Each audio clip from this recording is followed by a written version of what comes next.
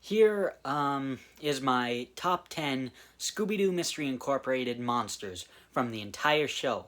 I already did a top 10 on Season 1 and a top 10 on Season 2 monsters. So this will be like any and all monsters. And, I mean, if you've seen both of those videos, you could probably guess what's going to be on the list.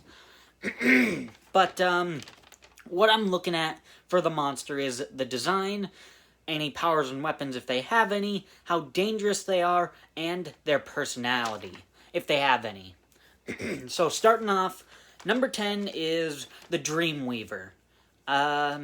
This is one of my favorite Season 2 monsters. To be honest, Season 2 monsters aren't really that good. But, like, for sure, like, if you've seen Season 2, the top 4 are pretty good. But, yeah, the Dreamweaver is great. He's like a play... That episode is kind of play on the Elm Street series, and he has, like, shaggy hair or whatever, spiky hair, something like that, and he has a mystical orb. He can shoot fire, ice, he has a lasso thing, he can create tsunamis. Very cool. At number 9, now, I will say, if you've seen Season 1 on that list, these two are back-to-back, and I kind of switched them. So, yeah, I kind of changed my mind. But number 9 is Alice, the ghost girl. I like the design. I like the reference to Carrie of going to a prom. I mean, I just like the design. And I like her in the episode. That's it, but, yeah. But number 8, this is the one that Alice and this one, Shargar Gothicon, switched.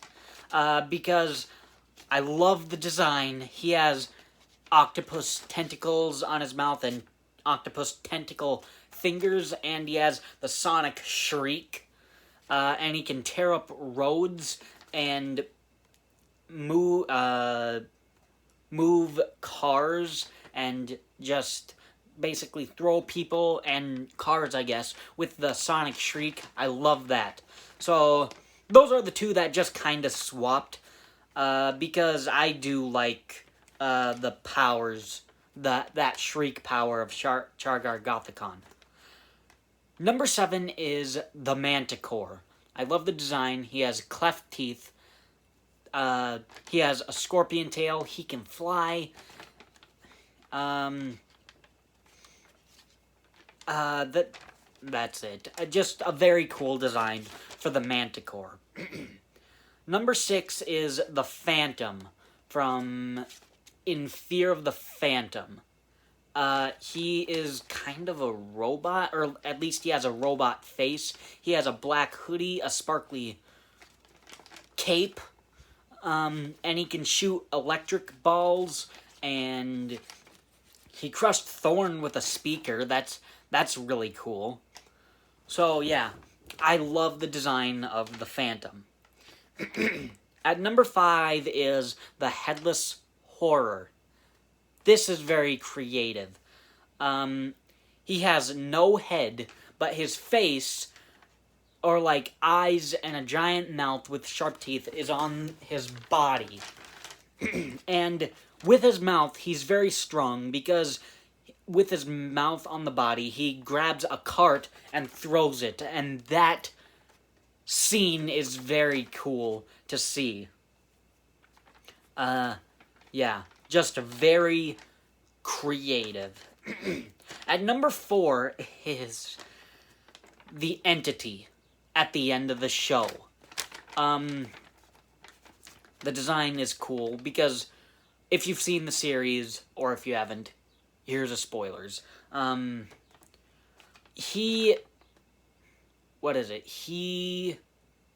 I say this? He consumes Professor Pericles, and then Professor Pericles' head is big and green, and then it has, like, tentacle things And then there's also horns sprouting out of the head.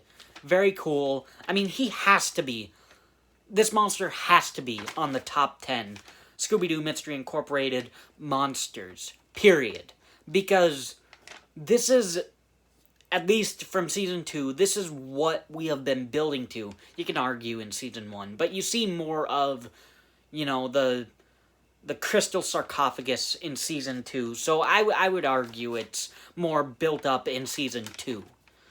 But still, even throughout the entire show, this is pretty much what it's been building up to, and it does not disappoint.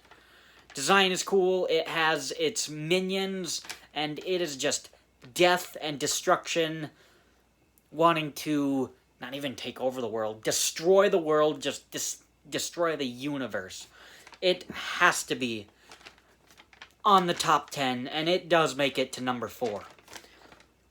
But the top 3 are just, like, I want to watch these monsters. So, number 3 is Krampus. It kind of helps, because I like the 2015 Krampus movie with Adam Scott. I like that movie. But the design of Krampus in Scooby-Doo is goat face, horns, hooved feet. I love it. And he has a club and he knocks some girls down. And he can terrify... He can make people so terrified their hair turns white. It's just so cool. Number 2. Now, these are the top 2 monsters. These 2 monsters made it to number 1 on each season. But which one is number 2? Which one's number 1? Number 2 is Dead Justice. The design is there. He's got the hat, a red eye. He's got his horse. He's got his demon bullet gun. He has the most bone-chilling lines in all the show, in my opinion. You're the worst sheriff in heaven or Hades, and trust me, I've been to both. Love that line. I can't take anything away from this monster, from Dead Justice. I love him to death. But number 1 is Crybaby Clown. The design is cool. He's a man-baby clown. He has his Mario Kart kind of dune buggy thing. He has bottle bombs. He has his dirty diaper bomb. And he just destroys the entire town, and he is just so much fun to watch, and there are only 2 reasons why he's just barely ahead of Dead Justice. The first one being, you get 2 episodes with him. So I love that. You get to see more of him. Oh, and another power is he can shoot confetti out of his hands, kind of like Spider-Man. But the other reason why he is my favorite Scooby-Doo Mystery Incorporated monster is he's voiced by Mark Hamill. Mark Hamill is my favorite voice actor because he's so versatile. Because even aside from voice acting, he's known for Star Wars. But then when you get into voice acting, he's known as the Joker. But he has other roles like Firelord Ozai in Avatar. He's the shapeshifter in Gravity Falls. He's in Scooby-Doo Camp Scare as the store owner and babyface Beretti. And actually, now that I think about it, in Scooby-Doo Mystery Incorporated, he also plays the army guy in the first episode of Season 2 at Shaggy's prison army place. He's that tough guy. But, yeah, I love Mark Hamill, and Crybaby Clown is my favorite Scooby-Doo Mystery Incorporated monster from the entire show. So, those are my top 10 Scooby-Doo Mystery Incorporated monsters from the entire show. Thanks for watching.